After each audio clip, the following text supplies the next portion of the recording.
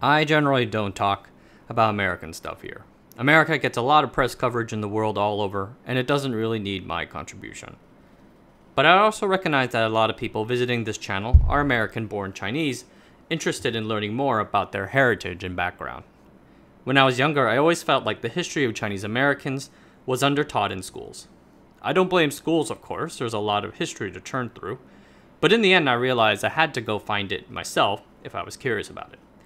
Lo and behold, researching this turned out to be a passion of mine. In this video, I want to talk about something that is American and Chinese, thus, close to my heart. I want to talk about the beginning of the end of the Chinese Exclusion Acts, a sorrowful chapter in American history. The Chinese Exclusion Act of 1882 ended all Chinese labor immigration in the United States. There we go.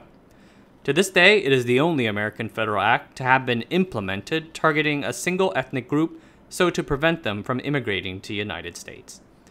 The Chinese exclusion policy exists because of nativist backlash to a large surge of Chinese immigration to the United States following the California gold rush of 1848.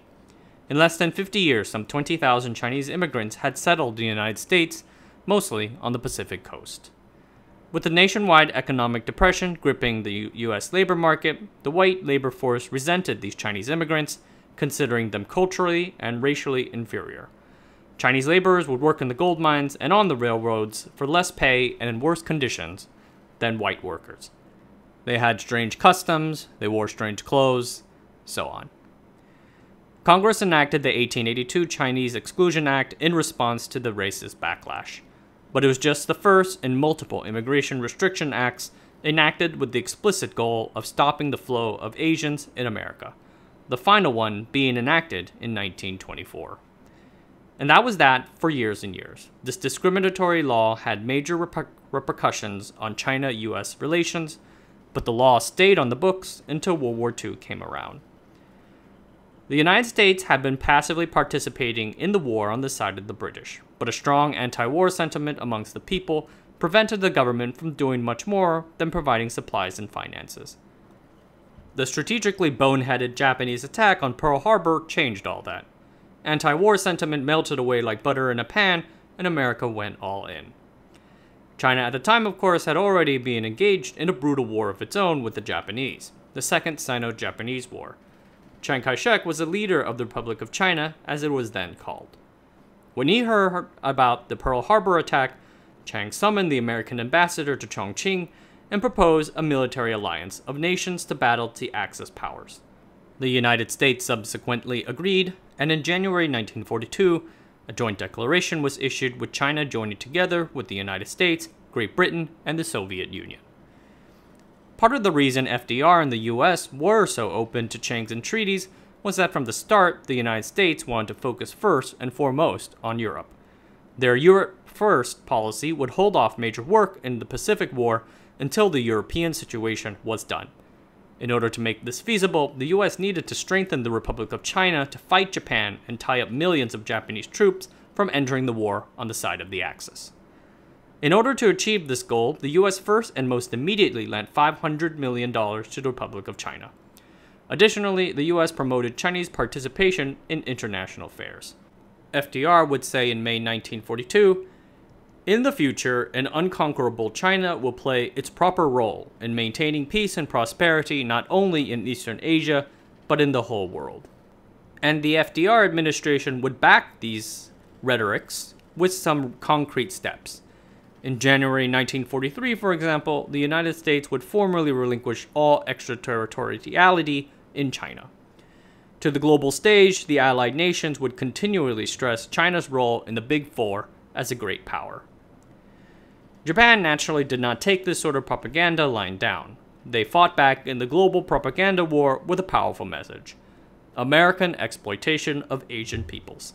American white people still do not respect Asians, and this PR blitz to boost China is entirely hypocritical. Japan, on the other hand, will unite all the peoples of Asia against imperialist Europeans and lead a new world order. One of the most powerful salvos in this propaganda war was centered on the Chinese Exclusion Act of 1882. Japanese propagandists would continually hammer on this point, criticizing American hypocrisy and poisoning attempts to position China as an equal member of the Big Four. You might think that the overseas Chinese in the US have received good treatment due to the relations of allies, but facts are contrary. For instance, the US drafted innumerable single Chinese and put them into the army. Our Japan has never badly treated the Chinese that are in Japan.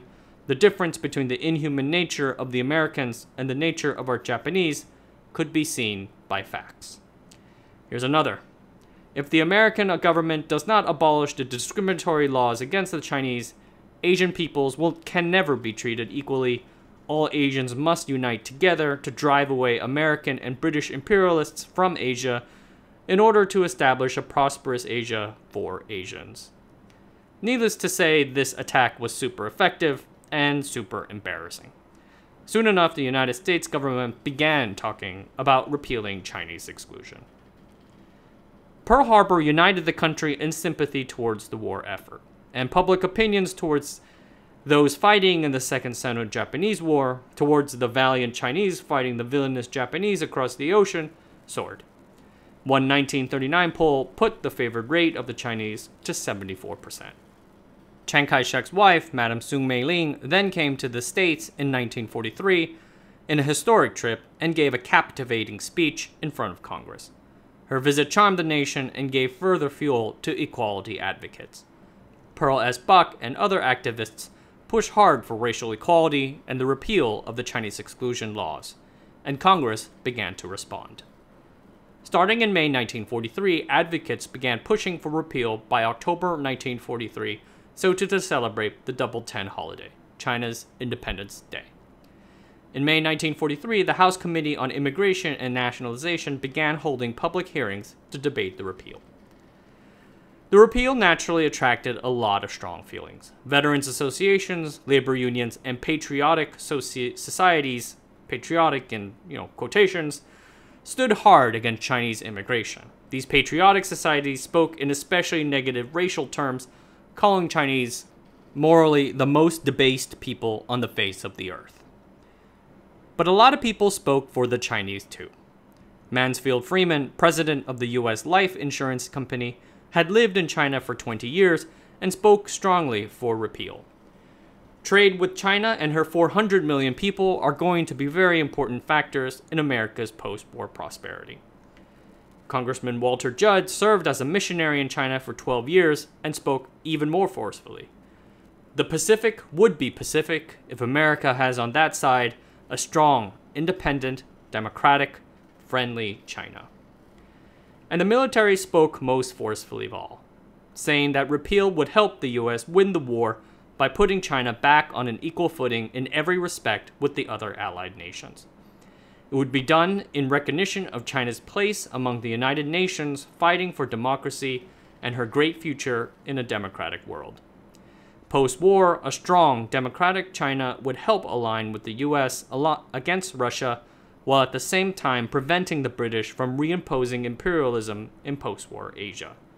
Thus, China was a linchpin and needed to be respected as such.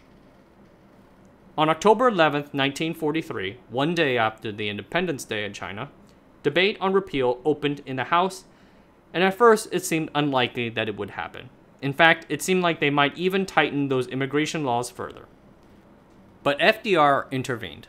FDR appealed to Congress to quote-unquote, take the offensive in this propaganda war and repeal the laws that insult our only main ally on the mainland of Asia. Congress respected this president and acceded, passing a bill by Warren G. Magnuson. The Senate soon followed, and FDR signed it into law on December 17th. Many things still had to happen before open immigration was allowed, and it wasn't until 1952 when all Asians were fully eligible for immigration and citizenship with quotas. And then it would not be until 1965 when all those quotas would be repealed as part of the upswell and social change during the civil rights movement.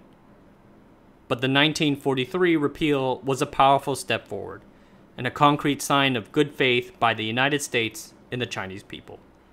It meant a lot to the few Chinese Americans living in America at the time. It meant a lot to the millions of Chinese fighting then the war. and it would cement relations between the US and the Republic of China, for better or worse, for years to come. Alright everyone, have a good night. Bye-bye.